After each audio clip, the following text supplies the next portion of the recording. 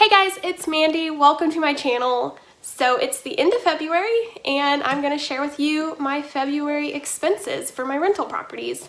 I started doing this last month, so if you haven't seen January's video yet, I will link it down in the description. Also, at the filming of this video, I have 93 subscribers, so please subscribe if you haven't already. I would love to hit 100. But anyway, I will just go through. I'll try to give a little more detail than I did in January, just because I know some people asked for more detail.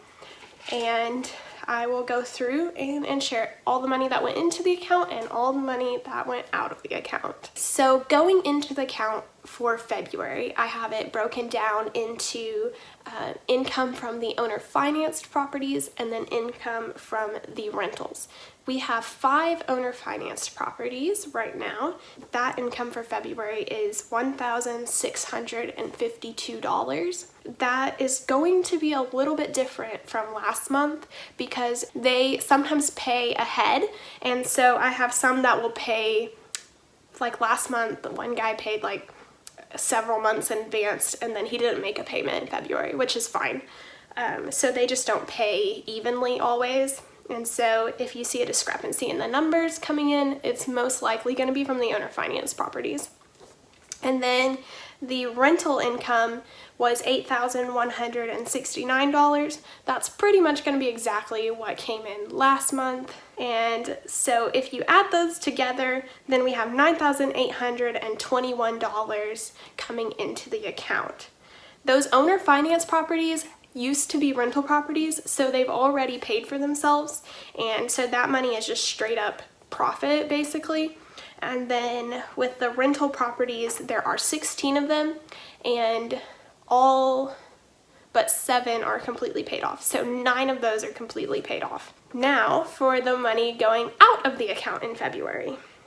So I borrowed the $300,000 from my mom to buy those 7 properties that we bought very recently. And I talked a little bit more about that in another video. If you're interested in seeing like how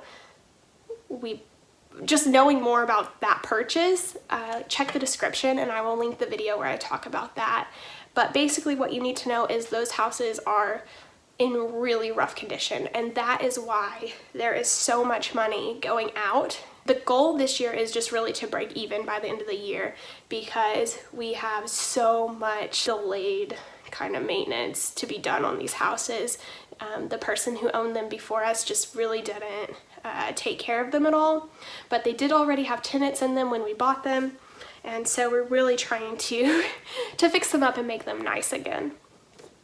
So the first thing that went out in February was my loan repayment to my mom, which is $2,760, and I will be paying that to her for the next 10 years. And then the next thing is the insurance policy.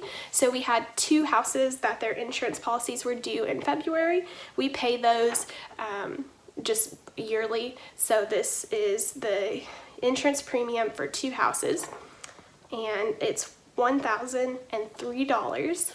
The next big thing that went out is, so with the new 7 houses, we have 3 roofs that just are terrible condition, and so 3 roofs that we're replacing, and we almost have all 3 done. 2 of them are completely done, and 1 of them should be done next week. So I just have 1 more payment after they finish that roof. But this month, $12,950 went towards replacing those roofs. Another house needed a little bit of repair work on the shower. That was $300. It was leaking. Basically, yeah, it wasn't a big deal, but $300 to fix that. Another house had a really badly damaged floor. The story, and like this is one of the 7 houses, so I don't really know exactly what happened, but it sounds like the water heater leaked at one point pretty badly, and they repaired the water heater, but they didn't repair the water damage to the floor. So we ripped up probably 600 square feet of flooring and subflooring and replaced the subflooring and then the flooring. That was $2,000 because we just replaced it with a really Sorry, my stomach's growling.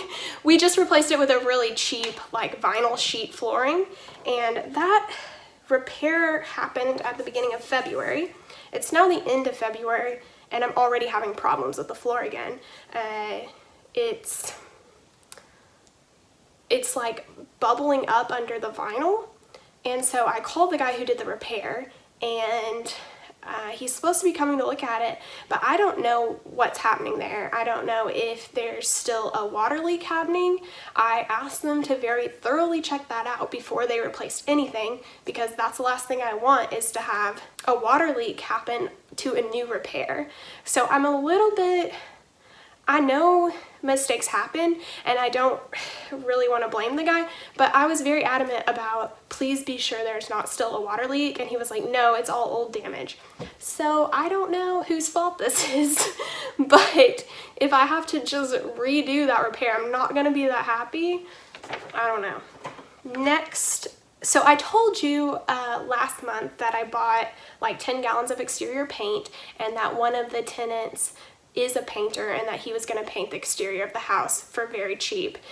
So he did it for, if I just bought the materials, he would do it for $1,000, which is a really good deal for painting a house exterior. He also had to repair some of the wood and some of the soffit, and he caulked everything in real good and did a good job. So I'll show you a picture of that house right here. Unfortunately, I don't really have a good before picture, but I think he did a really good job. It looks a lot better. So I paid him $1,000, and then I hired a different painter, a guy that I use for a lot of things, to paint another house that it was one of the ones we just had the roof replaced, and so he replaced a lot of the fascia when he replaced the roof, and the siding was in just rough condition and the paint job was rough. So we had that house completely repainted. My stomach is going to growl for the rest of this video, and that's kind of embarrassing, but I really don't want to reshoot this because this is like my third try. People keep calling me and I'm shooting it on my phone.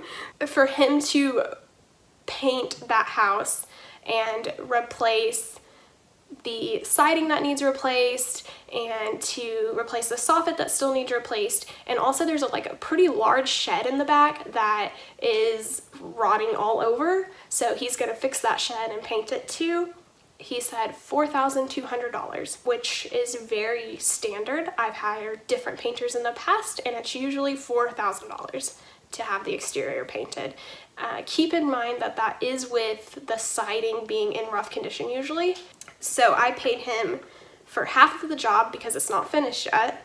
I paid him $2,200. The only maintenance expense that went out this month for my old houses, the 9 that I already owned, was a plumbing issue. The tenant called and she said her hot water just wasn't staying hot long enough. The plumber went out there and tracked down the problem. It actually wasn't the water heater, but it was some valve, or just, I'm not sure, the guts basically in the shower were allowing cold water to come in with the hot water, even though only the hot water was turned on. So everywhere else the hot water worked perfectly fine. It was just in the shower. And so he fixed that. That was $210. And then the last thing, this is also on one of the new houses, and I noticed when I first, like back in January after we first bought the houses, I noticed that the carport didn't seem, like the structural columns on the carport didn't seem very secure. And then I was back out there in February to look at something else the tenant wanted me to look at, and I had taken pictures when I first noticed it just to see if it was okay where it was at, because I didn't have any history with this house. I didn't know if those columns were, that's just how they have always been. I mean, the house is an older house, because they were a little bit tilted. And so in February, just 1 month later, they were a lot more tilted. And so I knew I needed to get somebody over there to fix that right away. Apparently it wasn't a big deal at all, and it was just $150 to get that carport straightened back out. And here's some pictures of that so you can see what I'm talking about. that is all of the expenses that went out for February, which totals up to $2,573. So we are putting money back into our town. So basically here is the year-to-date information. Year-to-date we have $42,826 that has gone into the account. About $22,000 of that, I believe, is money that is like extra money that I borrowed from my mom to get these roofs replaced and stuff on the new houses. And so that's part of what I'm paying her back for each month. And then what has gone out of the account this year is $42,235. So watch January's video if you want to see the breakdown for January's part of those expenses. And then year to date, that leaves us still in the positive with $591. So I said this next month, but I'm pretty sure that's true that it will be true for March, that we will be going into the negative next month. The expenses will start to slow down, but I don't think they'll slow down enough to keep us in the positive. But by the summer, I think we should have really all the big stuff already paid for, and then we'll just start basically paying the account back for the negative that we've gone in. And when I go negative, where that money will come from is I basically have an emergency fund, but it's not really emergency, it's just like a maintenance fund that's already in the rental account that I just like to keep it at a certain number. And that number for me would be, it's like $5,000 plus $2,000 per house. So you can do the math there, and that's just where I like to keep that reserve in the account. So say we have 3 septic tanks that need replaced or a tree fall on a house, like we will always have enough money to cover whatever emergency needs to be covered. So we'll be dipping into that maintenance account, and then the second half of the year we'll just be paying the maintenance account back and building it back up. Anyway, those are February's expenses. Please leave your opinions and your comments in the comments. Yeah. Anyway, thank you guys for watching. I know I'm kind of awkward and I don't even know that I'm that entertaining, but thank you guys for watching. Please subscribe so you can see March's video, and please like the video. Thank you guys. Bye.